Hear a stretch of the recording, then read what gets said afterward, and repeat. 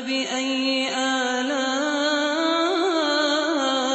ربكما تكذبان. Sekarang bentuk yang keberapa? Bentuk yang ke-16. Hadits gharib. Kata beliau rahimahullahu ta'ala, wal gharibu ma tafarrada bihi wahidun aniz zuhri wa shibihihi mimman yujma' hadithuhu. Ya. Dan gharib itu apa yang seorang rawi bersendirian dengannya dari Az-Zuhri dan semisalnya, dari orang-orang yang dikumpulkan haditsnya. Dari orang-orang yang dikumpulkan haditsnya. Ya. Sini kita lihat ya, penulis ketika membahasakan gharib di sini, beliau bahasakan gharib dengan makna hadits yang lemah. Sebab ini bentuk yang seperti ini bentuk hadits yang lemah. Ya. Jadi ada rawi yang masyhur misalnya seperti Az-Zuhri. Rawi yang masyhur seperti Az-Zuhri. Az-Zuhri ini itu oleh para ulama, murid-muridnya saking banyaknya, murid-muridnya dibagi menjadi 5 tingkatan. Saking banyaknya riwayatnya Az-Zuhri ini. Ya. Dari seluruh murid-murid Az-Zuhri yang sekian banyak itu, ada satu rawi yang bersendirian meriwayatkan hadits, tidak ada murid-murid Az-Zuhri yang lain yang meriwayatkannya. Maka ini oleh penulis dianggap gharib. Nah, gharib dalam makna itu fard di pembahasan syadz dan munkar. Jelas ya? Itu masuk di fard, bersendirian. Ya, jadi kalau rawi bersendirian seperti itu sulit. Ya. Untuk diterima riwayatnya. Jelas ya? Baik. Kenapa riwayat menurunkan tangan dahulu kemudian kaki itu ada kelemahan? Ya.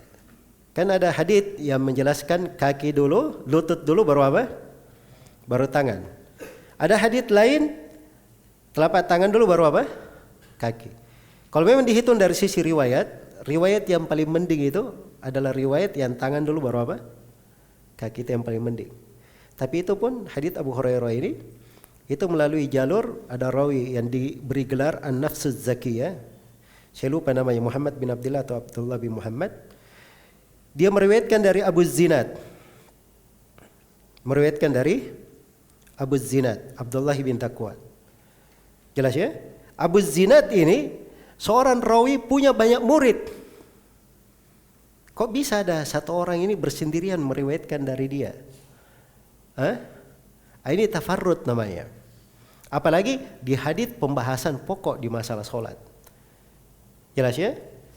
Karena itu yang benarnya hadits yang mengatakan telapak tangan dulu baru lutut lemah, yang mengatakan lutut dulu baru telapak tangan lebih lemah lagi. Ya, karena dua-duanya lemah, ya bebas mau tangan dulu baru lutut boleh, mau lutut dulu baru telapak tangan juga boleh. Yang penting jangan kepala dulu saja. Ya.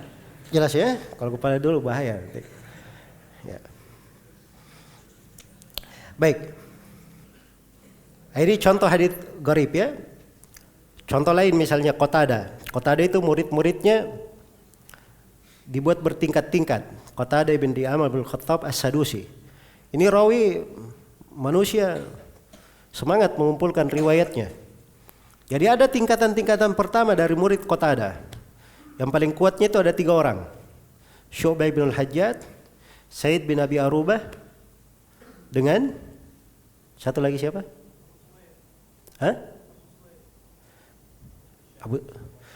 Hisham bin Abi Abdillahi Ad-Dustuwai. Ada 3. Jelas ya? Ini murid Qatadah yang paling apa? Paling senior. Ada tingkatan di bawahnya. Ada tingkatan di bawahnya. Ini bertingkat-tingkat. Sama dengan Imam Malik.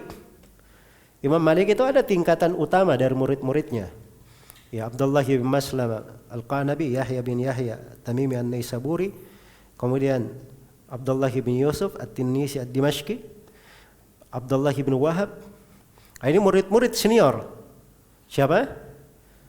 Imam Malik dalam periwayatan haditsnya. 4 orang ini semuanya ada yang mensifatkannya sebagai rawi yang paling kuat riwayatnya dari Imam Malik rahimahullahu taala. Jadi Imam Malik ini punya banyak murid. Ya. Jadi kalau datang seorang murid bersendirian meriwayatkan dari Imam Malik, murid-murid seniornya tidak ada yang meriwayatkan, maka ini apa namanya? Aneh atau tidak? Aneh kan? Nah, ini gharib yang dimaksud oleh siapa? Oleh penulis rahimahullah.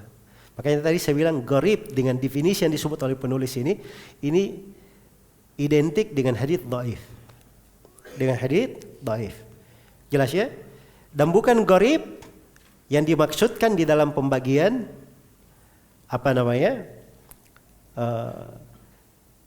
Ilmu mustalah. Ya, banyak orang pemula juga kadang dia bagi hadits itu dari sisi berapa yang meriwayatkannya terbagi dua. Ada yang mutawatir, ada yang hadits ahad. Hadits ahad terbagi tiga. Ada hadits gharib, ada hadits aziz, ada hadits masyhur. Jelas ya? Gharib kalau riwayat satu orang.